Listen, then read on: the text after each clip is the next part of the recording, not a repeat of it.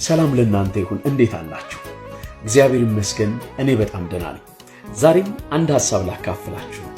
ስለ ስጦታ ምን ታስባላችሁ? ከሰዎች የተሰጣችሁ ስጦታ ምን አይነት ስጦታ ነው? በተለይም ውስጣችሁ ደስ የተሰኘበት ሐሳባችሁን ኮሜንት ላይ አስቀምጡልኝ። እኔ ግን ስለ ስጦታ አንድ ነገር ልበላችሁ። ስጦታ ዋጋው ሰጪውን ነው የሚያክለው። ጤንነት ስጦታ ነው። በሰላም ወጥተን በሰላም መግባት ስጦታ ነው።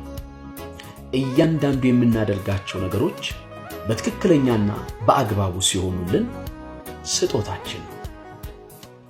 ያለንን ስጦታ አክብረን እንያዘው። የስጦታ ትልቅነት የሚለካው በሰጪው ልክ ነው።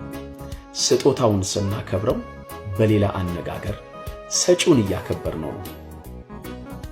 እግዚአብሔር እንደወደደን ያረጋገጥነው ልጁን ሰጥቶን ነው። የተሰጠንን አጥብቀን እንያዘው። አመሰግናለሁ።